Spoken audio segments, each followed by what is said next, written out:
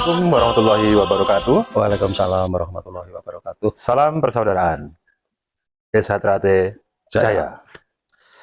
Baik, berjumpa kembali bersama media resmi Humas Desa Trate Cabang Blitar dengan akun resminya yaitu Pesat. Di pertemuan kali ini yaitu 30 menit bersama tokoh hadir bersama kami yaitu beliau Kang Mas Ibnu Sudibyo. Salam persaudaraan. Salam persaudaraan. Baik, selanjutnya agar lebih menarik perbincangan kali ini, tentunya akan lebih elok sedikit akan kami sampaikan bahwasanya Humas Desa Trate Cabang Blitar sekaligus hari ini memberikan apresiasi kepada seluruh keluarga besar persaudaraan sejati Trate, khususnya Cabang Blitar, akan menyajikan bincang khusus dengan tema mengenal dekat Desa Trate Cabang Blitar. Alhamdulillah hari ini kesempatan yang penuh berkah ini yang pertama kali tentunya Mas ya. Insya Allah ini. Alhamdulillah. Jadi kesempatan kali ini semoga ada berkah, ada manfaat, terutama kepada keluarga atau saudara-saudara kita semuanya yang mungkin menyimak acara hari ini. Ya, amin, amin. Amin, amin ya rabbal alamin. Baik Kang Mas, ini kita ngobrol santai namun insya Allah semoga bisa diterima dengan baik oleh saudara kita. Dan tentunya bukan hanya warga atau keluarga besar Desa Trate saja. Secara umum kita harus juga mengenalkan apa sih Desa Trate ini. Untuk itu mohon berkenan sebelum menyampaikan banyak hal terkait Desa Trate khususnya Cabang Blitar ini, sekilas tentang riwayat atau sejarah tentang berdirinya Desa Trate di Cabang Blitar. Monggo Kang Mas. Assalamualaikum warahmatullahi wabarakatuh. Waalaikumsalam. Salam persaudaraan. Desa Trate Jaya. Alhamdulillah pada hari ini saya diundang di podcastnya Desa Trate Cabang Blitar. Tadi ada satu pertanyaan terkait dengan kapan berdirinya Persaudaraan Setiati Cabang Blitar. Ini perlu saya sampaikan bahwa Persaudaraan Setiati Trate Cabang Blitar itu secara resmi yaitu kita ambil yaitu hari dan tanggal pengukuhan Persaudaraan Setiati Trate oleh pengurus pusat Madiun, tepatnya tanggal 23 September tahun 1986, yang pada saat itu bertempat di SMA Negeri Talun dan dikukuhkan oleh pengurus Pusat Persaudaraan Setiati Trate yang hadir pada saat itu Sekretaris Umum yaitu Kang Mas Murjoko, yang saat ini beliau sebagai Ketua Umum Persaudaraan Setiati Trate. Ya, pada saat itu beliau masih berada di Sekretaris. Jadi dengan demikian Desa Trate yang ada di Cabang Blitar ini sudah berusia 36 tahun. Ya, cukup ya, 36 tahun sudah cukup. Itu secara sepintas. Dan perlu juga kami sampaikan bahwa pada saat pengukuhan Persaudaraan Setiati Trate Cabang Blitar itu pertama yang diberi amanah sebagai ketua cabang adalah Kang Mas Sugianto, yang beliau pada saat itu juga sebagai guru di STM Negeri Blitar. Jadi Kang Mas Sugianto itu bertugas sebagai ketua cabang mulai tahun 1986 sampai dengan tahun 1999. Kemudian pada tahun 1999 ini ada pergantian ketua cabang yaitu kepada Mas Agus Juli Normakolek atau yang biasa disebut dengan Mas Mami ya. Jadi Mas Mami itu sebagai ketua cabang sejak tahun 1999 sampai dengan tahun 1992. Jadi 1989 sampai tahun 1992. Nah, di tahun 1992 ini juga terjadi pergantian ketua cabang dari Mas Agus Juli atau Mas Mami digantikan oleh Mas Suhadi Irianto. Dan Mas Suhadi Irianto ini adalah juga guru di STM Negeri Blitar yang sekarang menjadi SMK 1 Blitar itu. Nah, beliau menjabat sebagai ketua Persaudaraan Setia Trate cabang Blitar sejak tahun 1992 sampai dengan tahun 1999. Jadi tahun 1999 berganti kepada Mas Jarwanto. Mas Jarwanto ini sekarang sudah almarhum ya. Pada saat itu beliau bekerja di pemerintah Kabupaten Blitar yang bertugas di Dinas Pendidikan. Kalau pada waktu itu namanya Departemen Pendidikan dan Kebudayaan Kabupaten Blitar ya. Awalnya Kang Mas Jarwanto ini menjabat sebagai ketua cabang mulai tahun 1999 sampai tahun 2017. Cukup lama. Mas Jarwanto ini sebagai ketua cabang cukup lama, sekitar 18 tahun sampai tahun 2017. Dan sejak tahun 2017 ini ketua cabang Persaudaraan Setia Trate cabang Blitar ini beralih ke Kang Mas Miskan ya. Kemudian Kang Mas Miskan sampai dengan tahun 2022.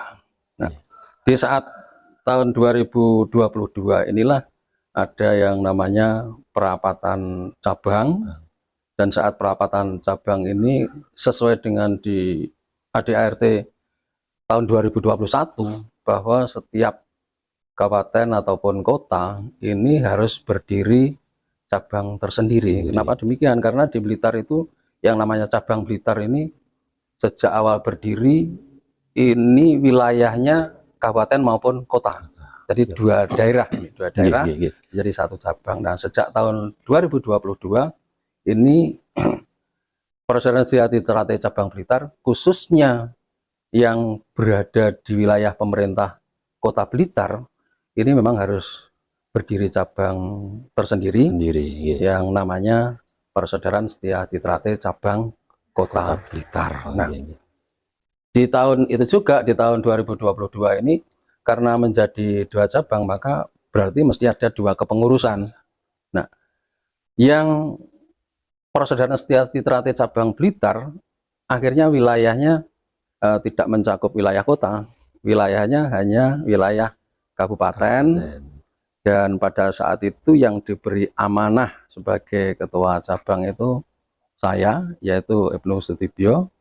Sedangkan Kang Mas Miskan yang sudah memiliki pengalaman yang cukup panjang ini diberi amanah untuk mengembangkan yang berada di wilayah kota. Jadi beliau sebagai ketua cabang Persaudaraan Setia Trate cabang Kota Blitar. Nah, ini sejarah singkat terkait dengan kepengurusan khususnya ketua cabang. Nah, sedangkan para ketua cabang ini tadi saya cerita dari pertama Mas Sugianto ini sudah almarhum, kemudian diganti dengan Mas Mami atau Mas Agus Juli itu juga sudah almarhum. Kemudian alhamdulillah Mas Suhadi Irianto sampai saat ini masih tetap sehat, segar bugar. Kemudian Kang Mas Jarwanto ini juga sudah almarhum. Kemudian Kang Mas Miskan sekarang ini juga masih sehat, segar bugar. Dan alhamdulillah saya ini mohon doanya untuk Amin. tetap sehat. Semuanya berikut. diberikan Nggih. kesehatan tentunya. Itu sekedar cerita Luar sedikit, biasa nggih. nggih. Nggih, Kang Mas. Terima kasih banyak. Ini sedikit cerita atau sejarah, namun sangat berkesan dan tentunya ini hal yang bersejarah yang nggak mungkin bisa dilupakan. Ngaten nggih. Baik, satu hal tentunya ini juga tidak bisa kita lupakan. Hari ini kita bertempat di Pinus, atau yang Apa nih Pinus ini? Pinus itu Pendopo Islam Nusantara. Oh, Ini kebetulan salah satu markas dari saudara kita juga yang biasa dipakai untuk latihan juga nih, Kang Mas. Jadi di sini ada latihannya juga, jadi kita juga terima kasih karena di markas ini atau Pinus istilahnya dinamai oleh teman-teman Pendopo Islam Nusantara ini menjadi salah satu tempat untuk latihan. Jadi semoga berkah semuanya, amin. Dan juga tentunya semoga ini apa yang menjadi perjuangan semuanya bisa menjadi benar-benar terus berlanjut. Baik, Kang Mas, ini tentunya suatu organisasi ini tidak mudah untuk menjalankan, ya. Jadi kita juga mengenal namanya kepengurusan. Kita juga harus tahu pengurusnya siapa saja, ya. Nah, ini mungkin Kang Mas Ibnu bisa menjelaskan ini tokoh Blitar, terutama Kabupaten Blitar di cabang Blitar Eksatra ini ternyata ini siapa pengurus-pengurusnya, mungkin bisa jenengan sampaikan. Mengatakan, Kang Mas. Terima kasih. Ini terkait dengan kepengurusan yang ada di cabang Blitar. Tentunya kalau saya sebutkan satu-satu cukup banyak, mulai dari ketua, wakil ketua sampai seksi-seksi, ini cukup banyak. Namun saya sebutkan beberapa saja yang memang setiap hari berinteraksi dengan kegiatan. Yang pertama, alhamdulillah saya ini memang diberi amanah sebagai ketua cabang. Kemudian kalau ketua cabang itu ada 3 wakil, ya. Wakil 1 itu membidangi bidang organisasi, itu Kang Mas Budi Sutekno. Kemudian wakil ketua 2 itu bidang teknik dan kepelatihan. Ini yang terkait dengan latihan dan lain sebagainya, itu Kang Mas Untung Priyono. Kemudian wakil ketua 3 ini bidang kesejahteraan dan pengabdian masyarakat, ini Mas Mulyono namanya, Mas Mulyono. Kemudian sekretaris cabang ini ada satu sekretaris utama itu yaitu Mas Ismu Nursito, dibantu oleh 2 orang sekretaris, yaitu wakil 1 Mas Wida Wahyu Widayat, ya. Kemudian wakil 2 Mas Tawakal, ini sekretaris. Kemudian bendahara cabang ini juga sama dengan sekretaris, ada 1 bendahara utama yaitu Mas Sugeng Herianto. Kemudian dibantu Mbak Yeni Yeni Ferianti. Kemudian 1 lagi Mbak siapa yang rumahnya Stojayan itu, Mbak Rumiatin, itu bendahara. Sedangkan seksi-seksinya cukup banyak, cukup banyak. Satu seksi yang menarik ini adalah seksi humas, misalnya ada seksi-seksinya, ya kalau sebutkan satu banyak. Ada seksi kepelatihan, seksi bidang prestasi, kemudian seksi ada lagi 1 seksi yang terbaru itu seksi lembaga hukum dan advokasi. Ini kita sudah punya. Jadi ada 2 tenaga dan beliau dua-duanya sudah punya sertifikat sebagai advokat. Jadi bisa menjalankan tugas. Namun kami tentunya juga memberikan batasan kerja mereka. Jadi LHA ini bertugas membantu kalau organisasi ada masalah. betul. Tapi mudah-mudahan tidak ada masalah. Betul sekali. Bukan kita ada lembaga ini terus Menyiapkan diri. nah, jadi mudah-mudahan tidak ada. Ini tapi mereka khususnya yang terkait dengan organisasi. Kalau misalnya ada anggota yang secara pribadi ada masalah, ini LHA kita ini bisa membantu, tapi sifatnya juga pribadi. Kemudian ada lagi yang tidak kalah pentingnya, kami juga dibantu oleh Pamter. Pamter itu pengamanan terate. Ini pengamanan internal. Pengamanan internal ini Pamter yang saat ini komandan Pamternya ini Mas Karji Rianto. Anggotanya cukup banyak. Anggota Pamter kami sekitar 125 orang. Cukup banyak. Jadi segala satu yang timbul, khususnya yang masalah-masalah, ini tentunya tugas dari saudara-saudara Pamter ini yang berada di garda terdepan. Tapi kembali lagi, sebenarnya kami tidak ingin ada masalah. Ada masalah, betul sekali. Tapi namanya manusia ya mungkin ada masalah, tapi mudah-mudahan kalau ada masalah itu cepat terselesaikan. Saya kira itu. Kang Mas, luar biasa. Ini suatu terobosan. Bahkan tadi disebutkan ada satu lembaga bantuan hukum, atau semacam tim khusus itu. Namun di sisi lain itu bukan hal yang istilahnya diharapkan kalau ada masalah harus seperti ini, bukan ya, tapi mengantisipasi namanya organisasi. Betul. Jelas sekarang kita terikat dengan namanya negara hukum, tentu harus patuh taat dengan aturan-aturan dan sebagainya. Terima kasih Mas Kang Mas Ibnu, ini luar biasa. Ini masih ada satu hal mengganjal tentang sejarah ini. Iya masih ini karena kita ingin mengenal dekat ini, karena awal kita tema mengenal dekat SH Trate Cabang Blitar nih, ada satu hal. Ini yang membuat, ini kan tahun 86 ya, 1986 ya, sampai sekarang ini 2024, saya yakin dulu para perintis ini memiliki visi misi atau mungkin semacam capaian, pengennya apa sih, ada semacam tekad besar sehingga pengen mengembangkan SH Trate di Blitar nih khususnya ini. Mungkin masih ingat atau mungkin pernah mendengar langsung dari dulu para perintis, atau apa sih visi misi atau yang menjadi istilahnya penyemangat mereka, apa sih penyemangat mereka untuk terus mengembangkan awal-awal? Terima kasih. Jadi begini, koreksi sedikit ya, tadi kita katakan SH Trate di Blitar berdiri tahun 86. Tadi saya keliru menyebutkan sudah 36 tahun, yang betul 38 tahun ya. 38 tahun. Betul, di usia yang ke-38 tentu kalau kembali ke tujuan atau visi misi, ini tujuan dasar dulu. Kami menyampaikan tujuan dasar. Kita dididik di SH Trate. SH Trate kan semacam pendidikan non formal ya. Betul. Jadi tetapi justru pendidikan non formal yang ada di SH Trate itu kalau saya katakan juga mirip dengan pendidikan formal. Kenapa? Karena berjenjang.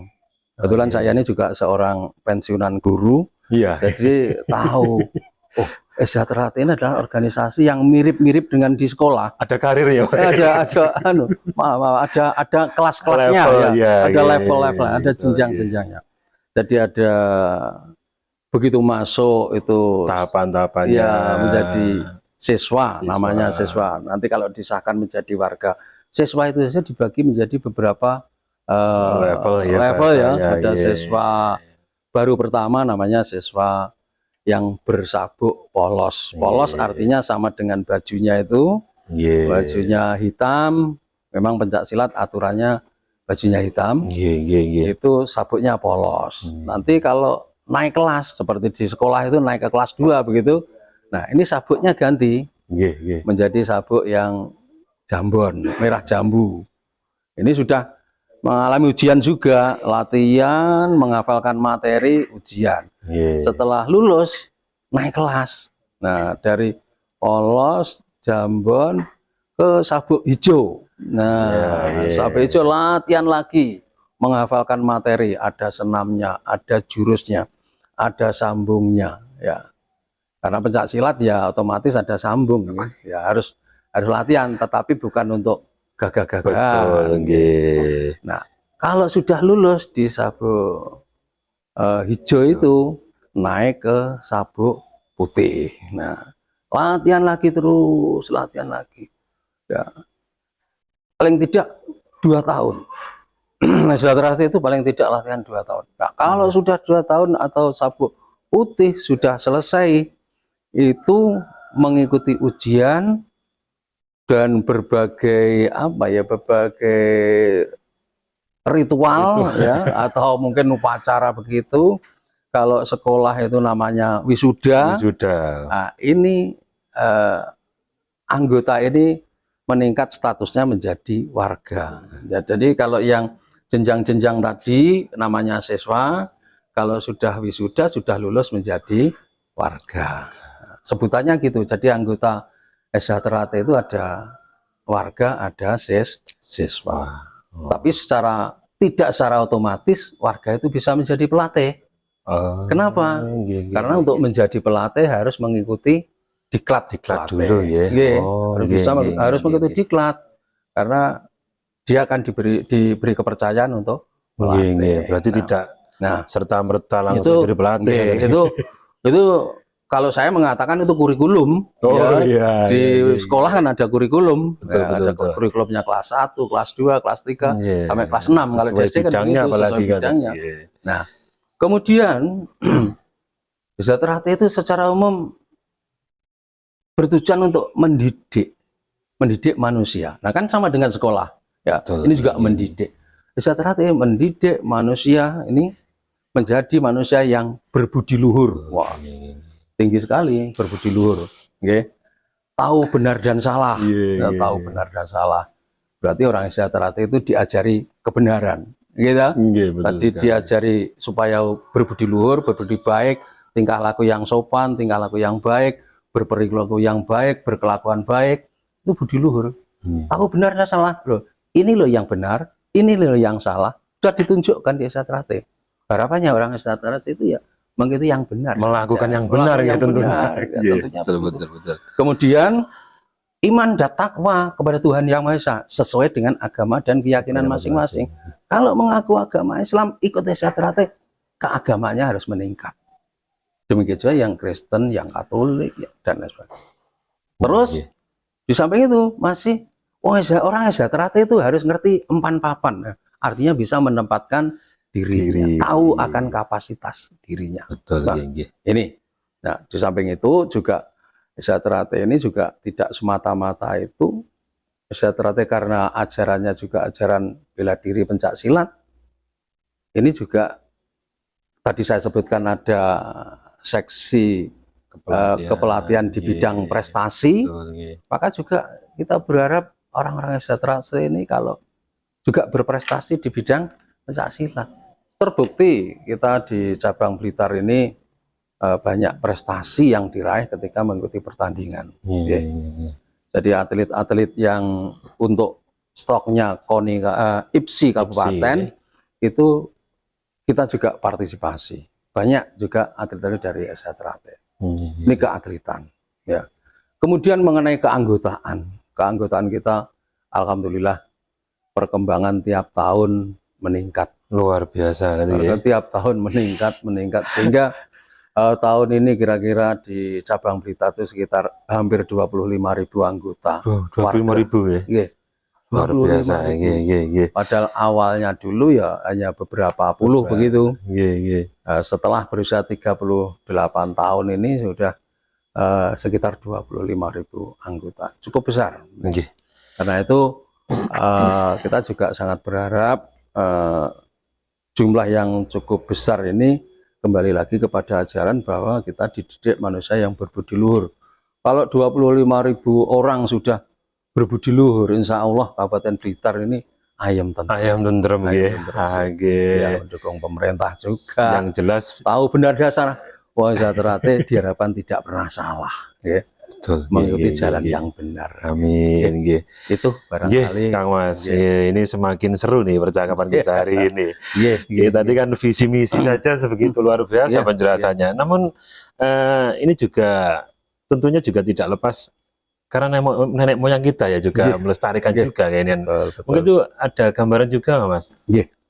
Ya. Pelestarian apa budaya atau mungkin adat istiadat itu mungkin. Ada Betul. kaitannya juga nggih? Betul. Jadi kembali lagi ke sejarah ya. Nggih. Sejarah bahwa kalau di Blitar ini berdiri tahun 1986, tepatnya 23 September. Esa Terate ini dari mana? Esa Terate yang ada di Blitar ini berasal dari Madiun. Jadi pusatnya Esa Terate itu ada di Madiun, tepatnya di Jalan Merak, yang saat ini di sana ada padepokan, yaitu di Jalan Merak nomor 10 dan nomor 17. Jadi lahannya cukup luas yang ada di sana.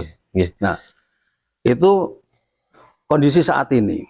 Sedangkan Esa Terate ini diambil sejarahnya, yaitu ketika didirikan oleh Kang Mas Ki Hajar Hardjotomo, yang beliau adalah seorang pahlawan perintis kemerdekaan.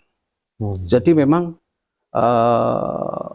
didirikan itu untuk perjuangan pada saat itu, yaitu pada tanggal 2 September tahun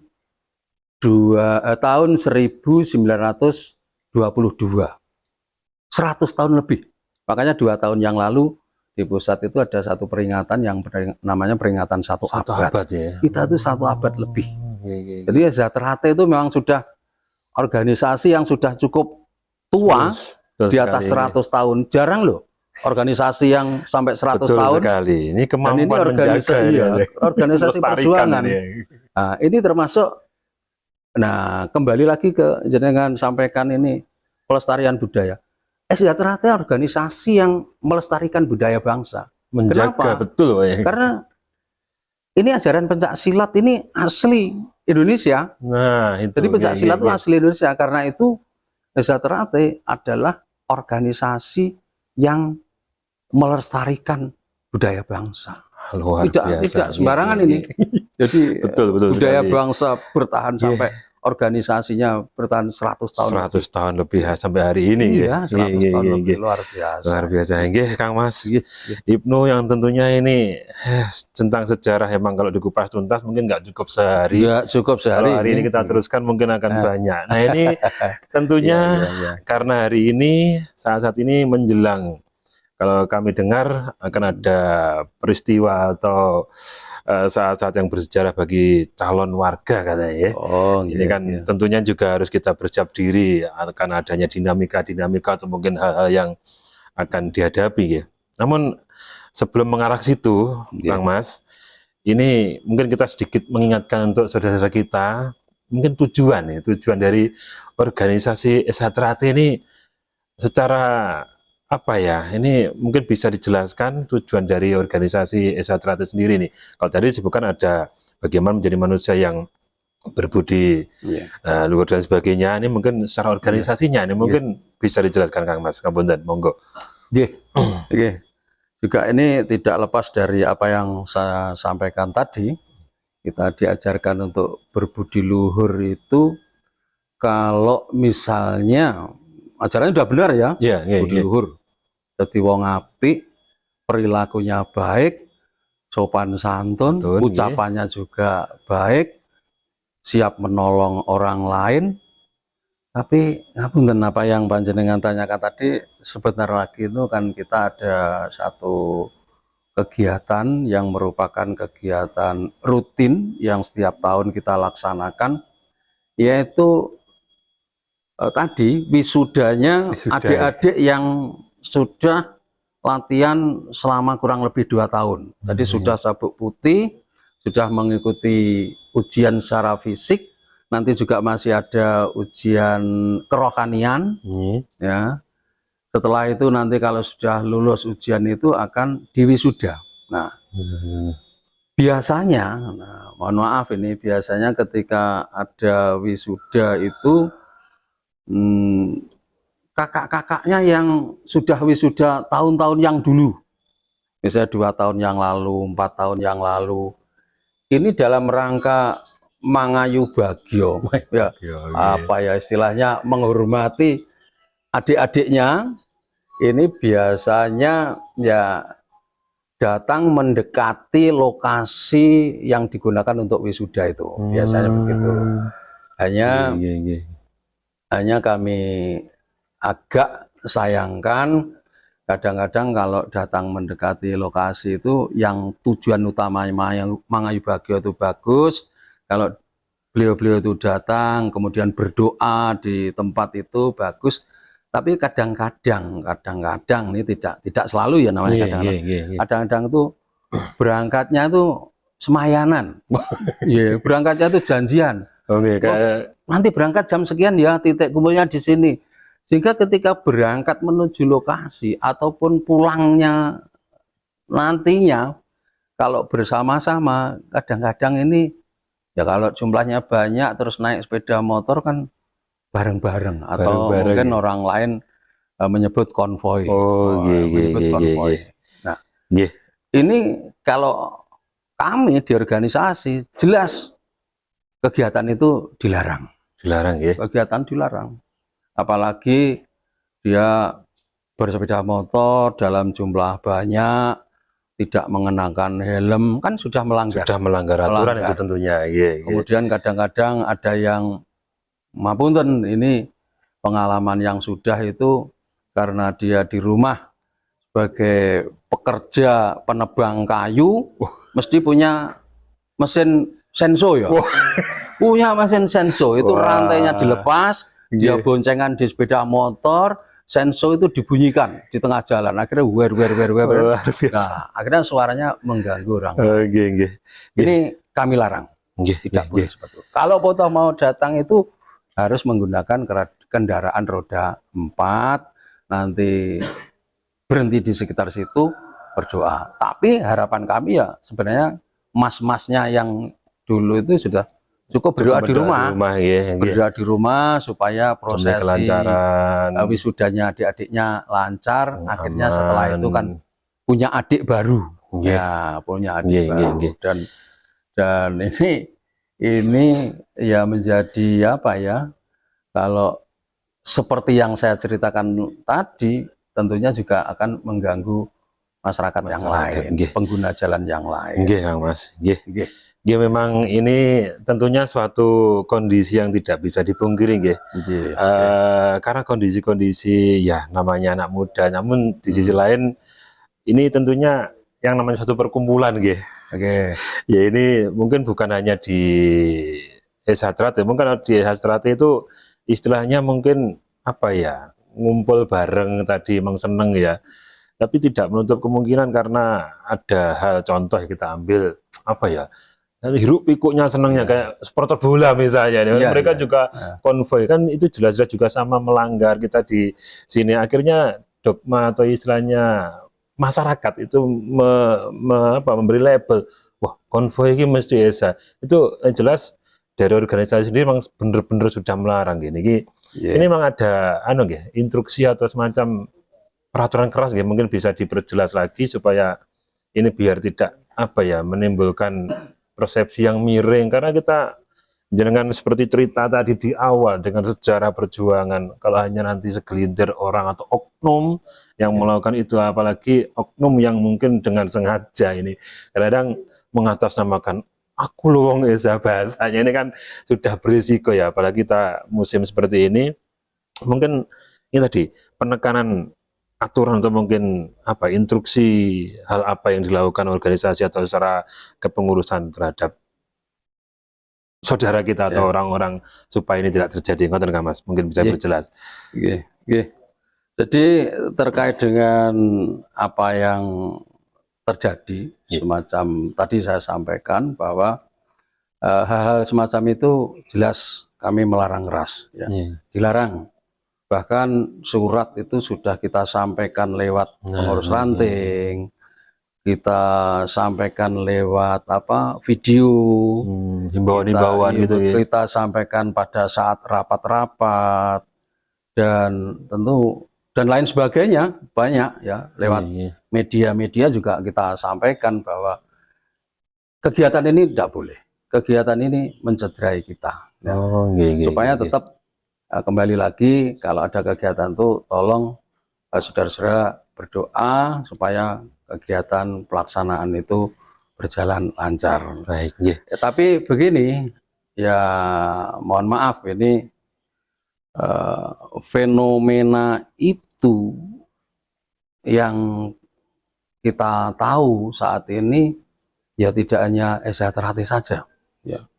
Organisasi itu kan banyak, betul, tidak hanya organisasi kita saja, tidak hanya SHTRAT saja.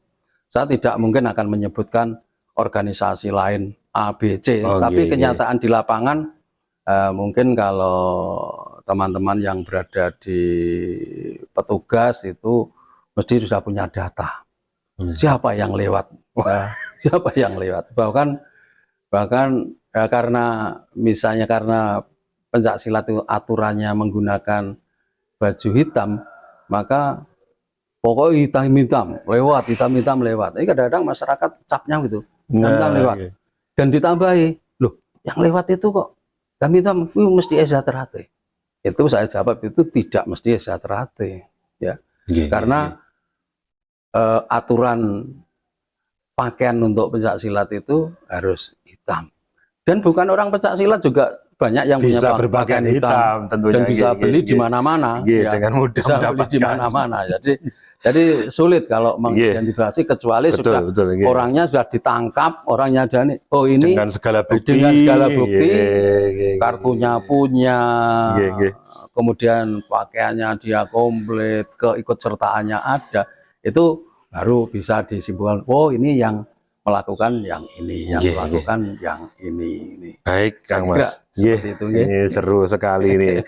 Baik, ini dinamika luar biasa yang ada ini. Tentunya di Blitar semoga terus tetap terjaga ini, apalagi dengan kondisi-kondisi yang ada. Baik, ini akan lebih seru lagi nih, Kang Mas. Ini tentunya ini ada yang barusan masuk ini, ada titipan pertanyaan ini.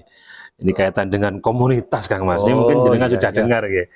Ini ada komunitas-komunitas, Kang Mas. Tapi saya nggak bisa menyebutkan, ini disebutkan komunitas ABCD, sama ini nggak tak sebutkan. Mungkin menyikapi komunitas yang ada. Nah, ini kan hal yang apa ya, mungkin lumrah hari ini terjadi di suatu perkumpulan. Di dalam perkumpulan ada komunitas tersendiri yang menyebutkan mereka mungkin mewujudkan rasa peduli atau kebanggaannya, oh saya seperti ini. Dan mungkin dengan munculnya komunitas ini yang mungkin bisa terjadi di SHTRAT, ini mungkin apa sikap organisasi ini? Apakah diperbolehkan atau mungkin monggo sirmu bahasanya atau bagian monggo, Kang Mas, ngapunten. Terkait dengan keberadaan komunitas, ini perlu saya sampaikan bahwa di SHTRAT itu masalah komunitas juga ada pasalnya di dalam ADART. Jadi anggaran dasar dan anggaran rumah tangga tahun 2021, saya lupa pasalnya ini, kalau tidak buka buku lupa karena nanti kita baca pertemuan berikutnya. Ada, memang ada. Itu disampaikan bahwa SHTRAT tidak ada komunitas. Artinya apa? Artinya SHTRAT ini tidak mengakui adanya keberadaan komunitas. Tapi prakteknya begini, komunitas itu juga ada yang berasal dari orang SHTRAT di komunitas. Tapi alhamdulillah sampai saat ini karena kita juga melakukan aturan keras, komunitas apapun dilarang masuk di padepokan kita. Insya Allah sampai hari ini tidak ada anggota-anggota komunitas yang masuk di padepokan. Apalagi yang meresahkan meresahkan. Dan ini maaf, memang juga tidak hanya tugas organisasi saja, ini juga tugas masyarakat, tugas aparat untuk menertibkan hal yang demikian.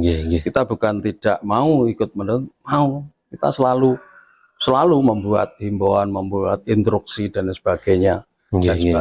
Saya kira itu penjelasan saya terkait dengan komunitas. Jadi keberadaan itu tidak diakui oleh organisasi Sejahtera-Trate. Nggih, Jadi masuk di ADART. Nggih, baik Kang Mas, luar biasa.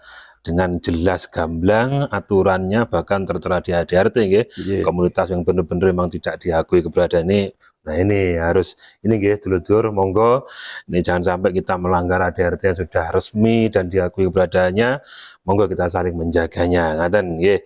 Baik, ini ada lagi satu ini terakhir ini terkait ada yang masuk ditanya nih Kang Mas Ngapunten ini mengarah ke oknum nih bahasanya ini. Oknum yang melanggar atau melakukan tadi kan sempat bahas konvoi ya. Ada melakukan tindak konvoi. Nah ini bagaimana? Ini ternyata ada oknum-oknum melakukan konvoi terus mungkin yang namanya konvoi jelas ini satu melanggar aturan berlalu lintas. Ini mungkin bisa digambarkan atau dijelaskan sikap organisasi atau mungkin secara hukum bagaimana? Ngapunten Kang Mas, monggo. Jadi kalau ada oknum yang melanggar, tentu di organisasi itu ada yang namanya sanksi organisasi. Ya, ini juga sudah pernah kita terapkan. Jadi yang melanggar di organisasi kita berikan sanksi organisasi. Apa saja pelanggarannya. Jadi tidak hanya konvoi kan hanya satu contoh ya. Konvoi itu satu contoh. Yang lain katakanlah tidak setia dengan organisasi, ini pun juga kita tindak. Kita berikan sanksi organisasi. Kalau yang terkait dengan ngapunten, kalau misalnya pelanggaran yang ada di jalan menggunakan kendaraan yang tidak sesuai dengan speknya, itu sebenarnya kan ada yang punya bagian tersendiri. Yang melakukan penindakan secara hukum tentu dari pihak aparat ya, di pihak aparat. Kalau kita ya namanya imbauan instruksi sudah luar biasa. Bahkan kalau misalnya ada 1-2 yang memang itu kelihatan ya kita panggil, kita dekat, kita ajak ngomong-ngomong secara humanis lah. Barangkali dia ngebut karena lapar ya, kita ajak aja mampir ke warung, kan nggak apa-apa. Nanti kalau sudah habis makan kan, kenyang. Ini dulur-dulur kita ini memang juga luar biasa karena kembali lagi jumlahnya banyak. Banyak tadi. 25.000 kalau ada yang nakal 5 itu kan kecil banget. Tapi bisa berdampak semuanya. Bisa berdampak ya. Bisa berdampak. Baik Kang Mas. Ini kan jelas dan jelas pernah atau pihak organisasi atau Sejahtera-Trate ini nggak mungkin sendiri ini. Tentunya juga ada tindakan atau tindak lanjut di mana pasti bergandengan dengan tadi disampaikan oleh yang berwenang. Jadi dari pihak kepolisian atau mungkin dari pihak mungkin bisa diperjelas. Ini kan dari saudara kita mungkin atau cawa terutama yang hari ini mungkin menjelang tadi ada wisuda, mungkin pernah juga mendapat materi tentang itu kan biasanya semacam pembinaan. Pembinaan itu mungkin dari kepengurusan bisa digambarkan kayak apa ngoten?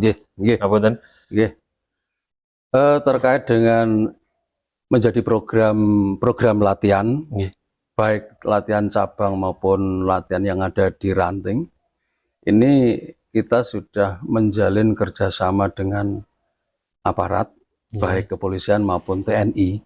Ya, kalau misalnya terkait dengan materi tentang keamanan dan ketertiban, ini kita selalu mendatangkan dari pihak kepolisian, baik di ranting maupun di cabang. Ini saya kira untuk ranting-ranting ini tertib ini, hampir tiap tahun itu mesti ada.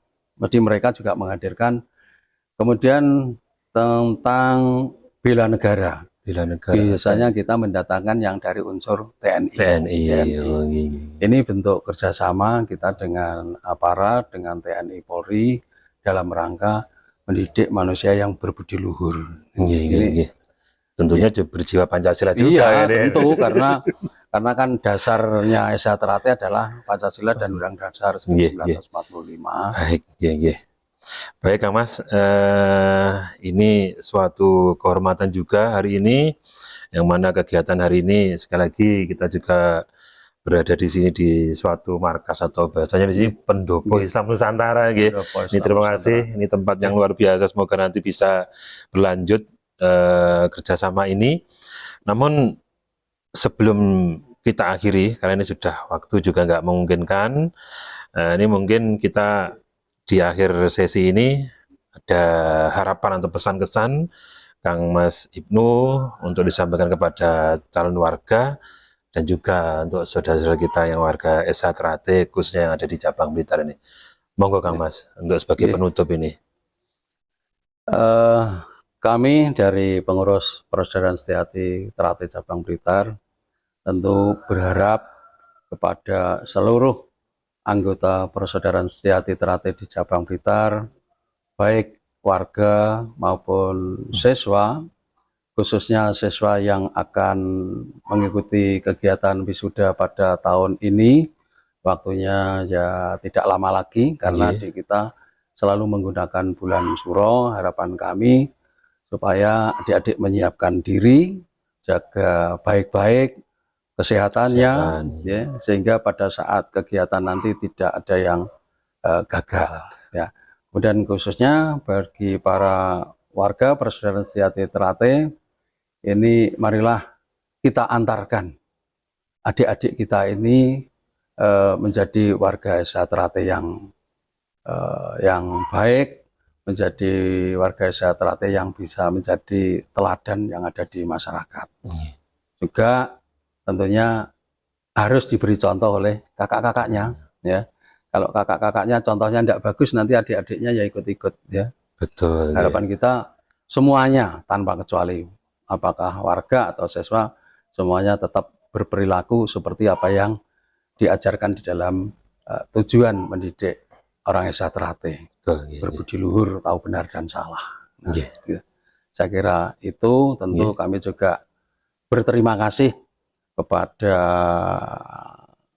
Pesat TV yang sudah mewawancarai saya, dan Nggih, juga nggih, ini nggih. tempat yang luar biasa, Nggih, nggih. tempatnya terbuka, rasanya juga apa ya, dingin-dingin empuk ya.